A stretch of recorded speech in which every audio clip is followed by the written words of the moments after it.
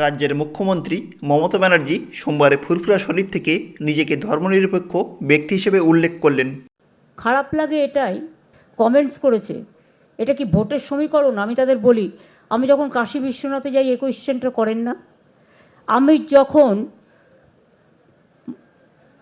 পুষ্করে যাই তখন তো কোয়েশ্চেন করেন না, আমি যখন খ্রিশ্চান নাইট সাপারে যাই তখন তো কোয়েশ্চেন করেন না, আমি যখন দুর্গা পুজো করি তখন তো কোয়েশ্চেন করেন না, আমি যখন কালী পুজো করি তখন তো কোয়েশ্চেন করেন না।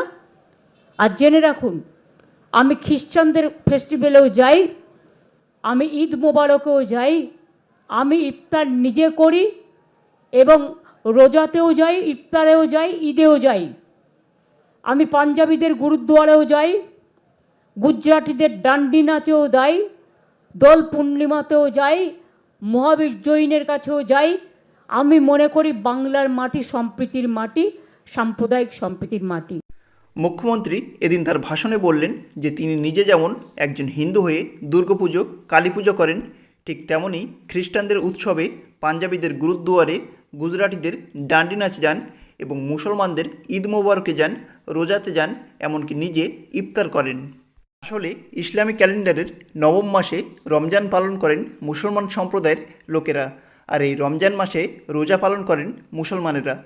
ভোরবেলা সূর্য ওঠার আগে নামাজের পর ভোরের পূর্বে খাদ্য গ্রহণ করে সারাদিন নির্জলা উপবাস করে সন্ধ্যাবেলা সূর্য অস্ত গেলে আজানের পর রোজা ভাঙার জন্য প্রথমে হালকা খাদ্য যেমন জল, খেজুর প্রভৃতি গ্রহণ করে ইফতার পালন করা হয়। পরে আরও ভারী খাদ্য যেমন ফল, শাক, সবজি, ডাল ভাত, রুটি, মিষ্টি প্রভৃতি গ্রহণ করে মুসলমান সম্প্রদায়ের লোকেরা।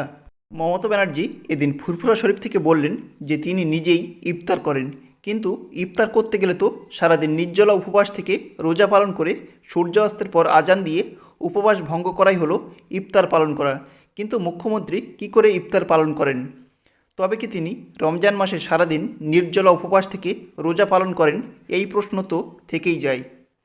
আসলে 2026 সালে লোকসভা নির্বাচন আছে রাজ্যে, আর সেই লক্ষ্যে ভারতীয় জনতা পার্টি হিন্দু ভোটকে টার্গেট করেছে, যার কারণে হিন্দুদের নিয়ে মহাকুম্ভ পুণ্যার্থী সম্মানের আয়োজন করেছে রাজ্য বিজেপি দলের নেতৃত্বরা।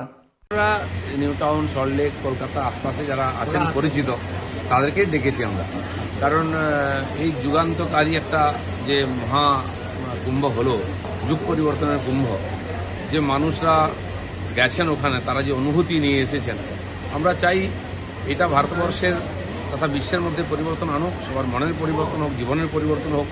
সেইটা মনে রাখার জন্য তারা হয়তো ব্যক্তিগতভাবে পুণ্য সঞ্চয়ের জন্য গেছেন, কিন্তু এর ফলেতে ভারতবর্ষ তথা বিশ্বের মধ্যে একটা বিরাট পরিবর্তন এসেছে এবং আসছে। আমার মনে হয় ভারত যে বিশ্বগুরু হতে যাচ্ছে এটাই তার একটা ল্যান্ডমার্ক। সেটা মানুষকে আমরা বোঝাতে চাই, মনে করাতে চাই। তারা বিরাট দায়িত্ব পালন করেছেন, আগামী দিনেও রাষ্ট্র নির্মাণের দায়িত্ব পালন করুন, সেই মেসেজ দেওয়ার জন্য আমরা সবাইকে ডেকেছি। তাদেরকে সম্মানিত করা, একসঙ্গে খাওয়া দাওয়া করা, পুনর্মিলনের কার্যক্রম আছে। এমনকি শুভেন্দু অধিকারীও বিভিন্ন হিন্দু সংগঠকদের নিয়ে হিন্দু ঐক্য গড়ে তুলতে ব্যস্ত রাজ্যের বিভিন্ন স্তরে।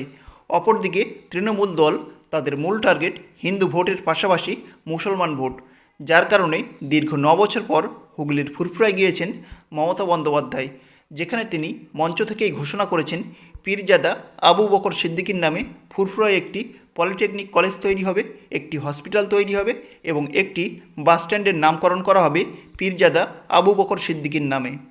হুগলির ফুরফুরা হল পশ্চিমবঙ্গের অন্যতম শ্রেষ্ঠ মুসলমানদের ধর্মস্থান, আর এই ধর্মস্থানের পীরজাদারা যদি সন্তুষ্ট হন মমতা ব্যানার্জির প্রতি, তাহলে রাজ্যের মুসলিম সম্প্রদায়ের মানুষ অবশ্যই সন্তুষ্ট হবে। সেই কারণে মমতা ব্যানার্জি এদিন বিশেষ কোনো ধর্মকে গুরুত্ব না দিয়ে সকল ধর্মকে প্রাধান্য দিয়ে সম্প্রীতির বার্তা দিতে চাইলেন পশ্চিমবঙ্গে। তবে 2026-এর বিধানসভা নির্বাচনে শুভেন্দু অধিকারীর হিন্দু ধর্মনীতি নাকি মমতা ব্যানার্জির নিরপেক্ষ ধর্মনীতি বেশি গুরুত্বপূর্ণ হবে, তা অবশ্যই কমেন্টে জানাবেন। আর ভিডিও শেষে চ্যানেলটিকে সাবস্ক্রাইব করে পাশে থাকবেন।